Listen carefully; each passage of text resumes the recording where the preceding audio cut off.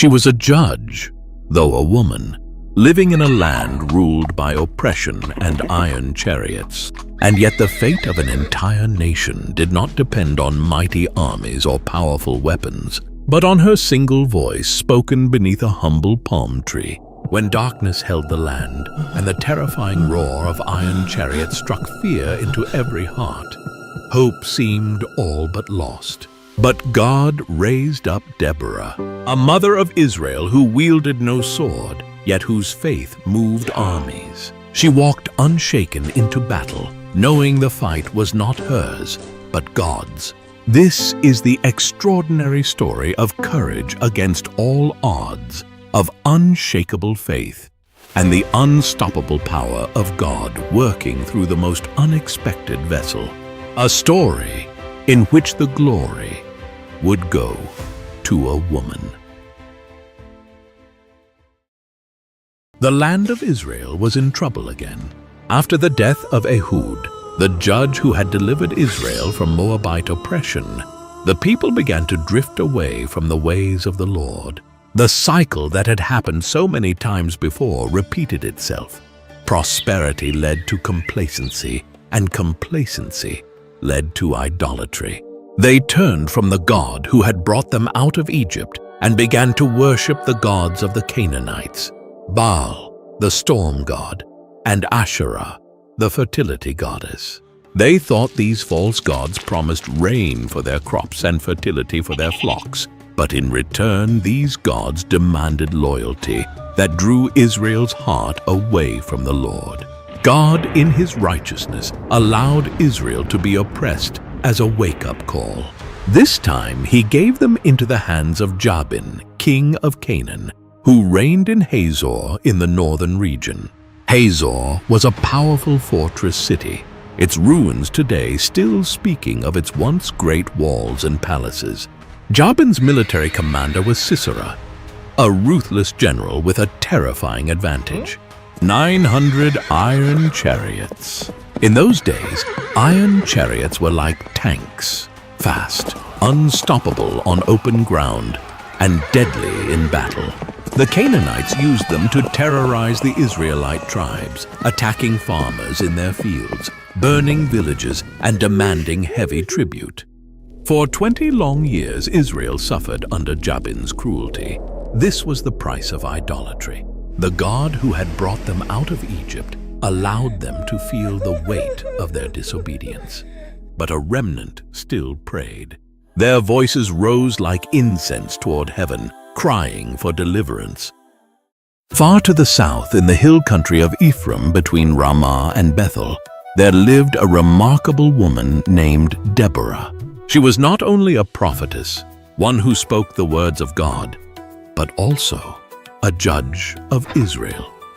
Unlike kings, the judges of Israel were not crowned rulers. They were raised up by God to lead, deliver, and guide the nation. People came to them for decisions, disputes, and counsel. Deborah held court under a palm tree that came to be known as the Palm of Deborah.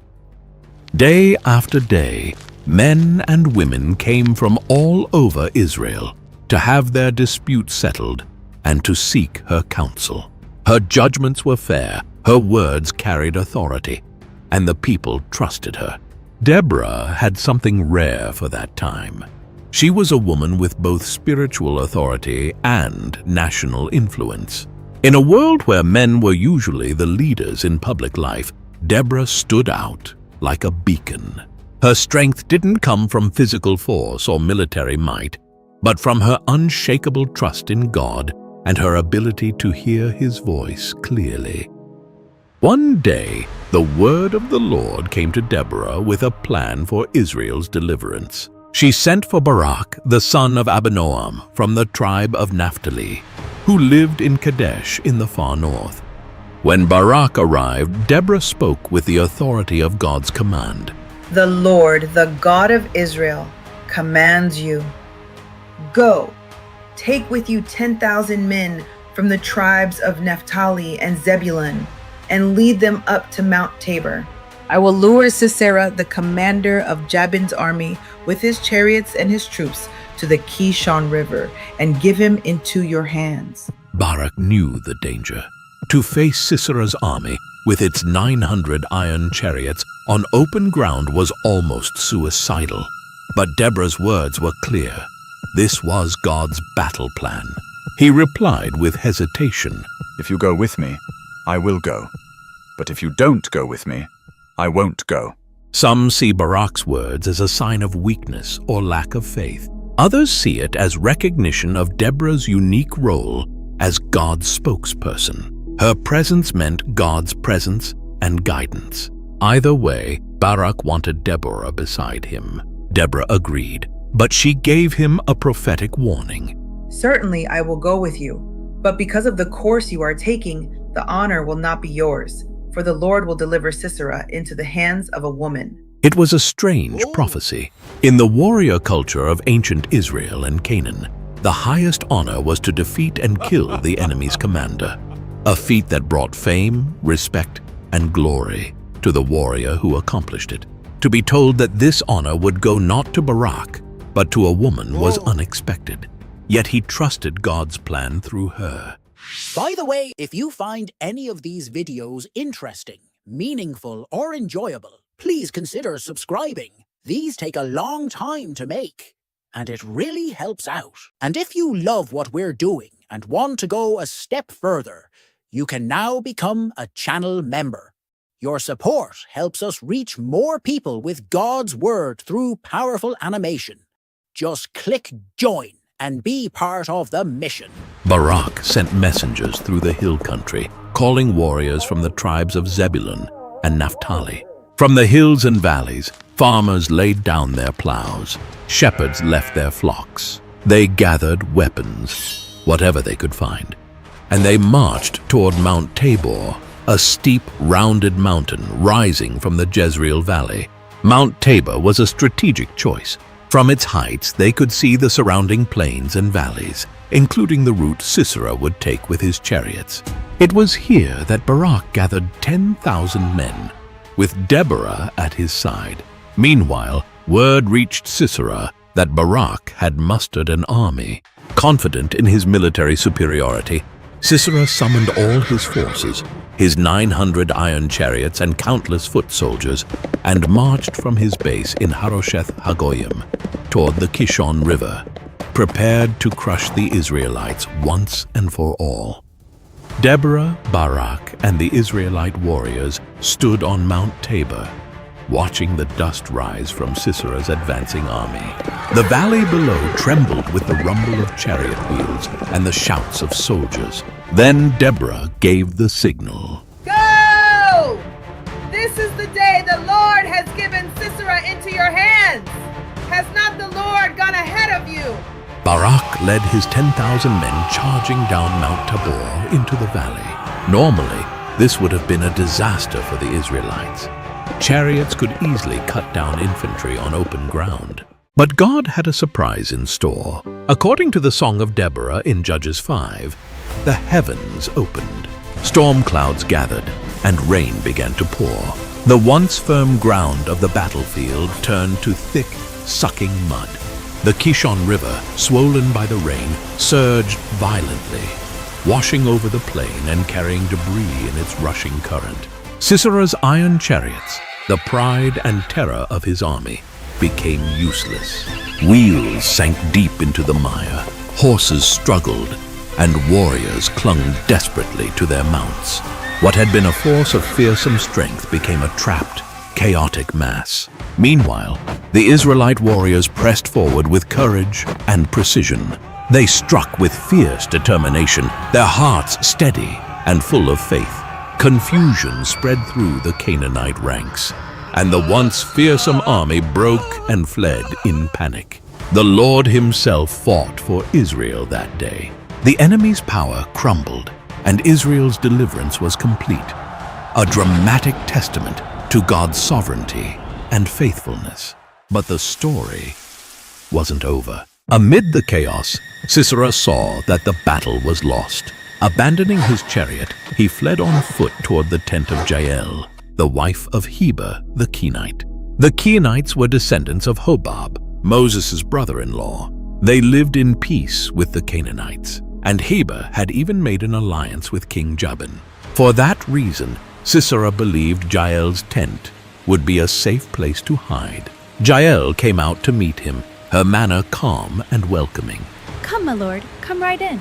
Don't be afraid," she said. She covered him with a blanket and gave him milk to drink. Exhausted from the battle and believing he was safe, Sisera asked her to stand guard at the door and tell anyone who came that he wasn't there. But when Sisera had fallen into a deep, exhausted sleep, Jael moved with quiet purpose. She took a tent peg and a hammer, tools that women in her nomadic culture were skilled in using to pitch tents, yet deadly in her hands. Step by careful step, she crept toward where Sisera lay under the blanket. With one swift, decisive blow, she drove the tent peg through his temple into the ground. The blow was final. Sisera never woke. Moments later, Barak came in pursuit. Jael stepped out of the tent to meet him, her face calm. "Come," she said. "I will show you the man you're looking for." He entered and saw Sisera dead. In that moment, Deborah's prophecy was fulfilled. The glory of victory over the enemy's commander had gone to a woman. That day, God subdued Jabin, king of Canaan, before the Israelites. From then on, Israel grew stronger until they destroyed Jabin completely.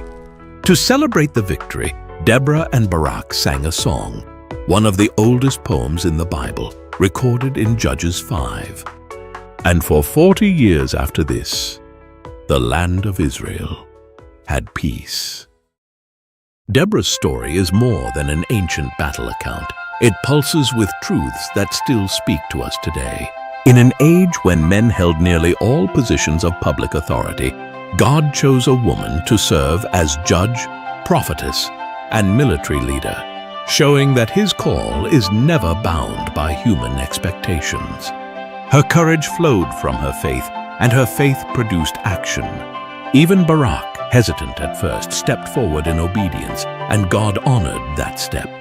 The victory they saw was not the result of superior weapons or greater numbers, but the Lord's intervention. And in the end, a tent-dwelling woman named Jael boldly stepped into history, fulfilling prophecy and bringing an unexpected end to Israel's enemy. Deborah's leadership reminds us that God often works through those the world overlooks. Villagers turned warriors, a woman in a male-led society, a wife with only the tools of her tent. In the same way, he works through ordinary believers today, in workplaces, schools, homes, and neighborhoods, to accomplish his purposes. Your quiet faithfulness may be the very thing God uses to bring deliverance, hope, and change to someone else's life. In every generation, God calls his people to trust him when the odds seem overwhelming. Our Sisera may not ride iron chariots, but challenges still loom large. Cultural pressures that pull us from God, fears that keep us silent, and spiritual battles that seem unwinnable. Like Deborah, we are called to stand firm in truth, speak courage into those around us, and move forward when God says, "Go." Just as God fought for Israel against Sisera's army, he fights for his people now, in battles seen and unseen, in victories large and small. That same hand still moves for his people today. The real question is this: will you trust him enough to step onto the battlefield?